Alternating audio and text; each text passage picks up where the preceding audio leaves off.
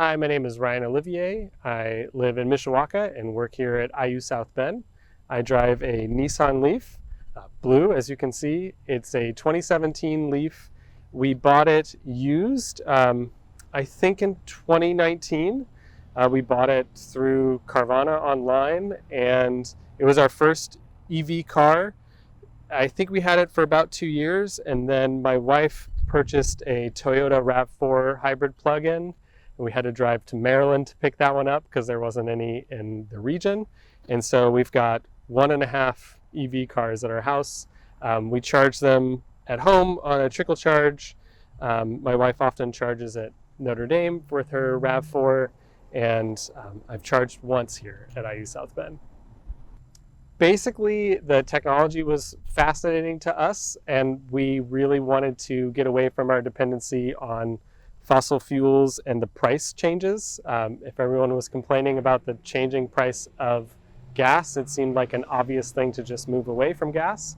The other thing was I used to live in New Orleans, and I rode a little scooter with a 50cc engine around town, and it worked well for the climate there. And basically, I wanted something I could just use in town, but the snow here, I needed a scooter that could keep the climate control. So the EV seemed like the perfect solution of like an in-town car that we would use to get around.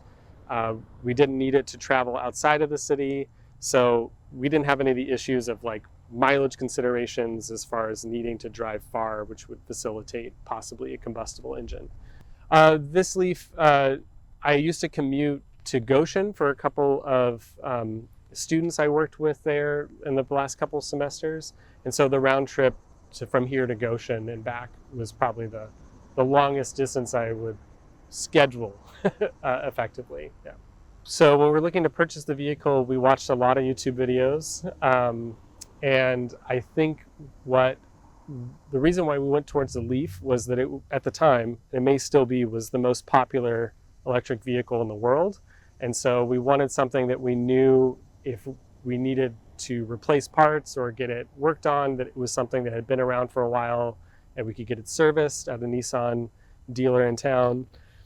And then it also spoke to the reliability of the vehicle. We knew that if it was the most popular vehicle in the world, then people must be happy with it. It wasn't something that was too new, so we felt kind of secure in that purchase.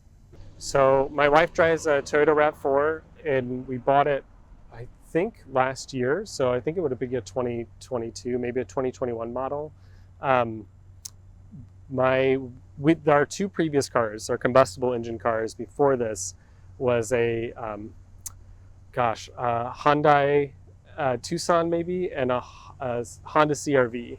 And she really liked kind of the higher riding small SUV vehicles. And so she wanted a small SUV that would ride high, but we wanted to transition towards at least a plug-in hybrid. So she did all the research, found exactly what she wanted, which was this new RAV4 model that allows us, I think on average, like in winter involved, we get about average about 40 to 50 miles of charge on that EV battery alone. I think it will go up to 52 in the summer, miles roughly. And then it will switch right to the standard engine after you go through that charge. So for us, we were able to use it to take trips to see our folks, which were in DC and North Carolina, no problem, no concern. But since most of the time we drive in town, it's just another EV for us because 40 miles covers all of our commuting and trips in town. My wife could speak more to this than I can, but I'll try to go from memory, which was that she did all of the work. What I mean by that is she did the dealer's work. She found where the cars were being sold. They weren't sold in Indiana, so I had family at the time in the Maryland region, so she found a car dealer near their house that was potentially selling those cars. She called them, asked if they had any shipments coming, told them exactly what she was looking for, and basically waited until there was a car that they could kind of designated to be her car. So they even called us and said, this is on a ship, literally coming to the US. This will be your car. And at that point, she did all the payment work for them.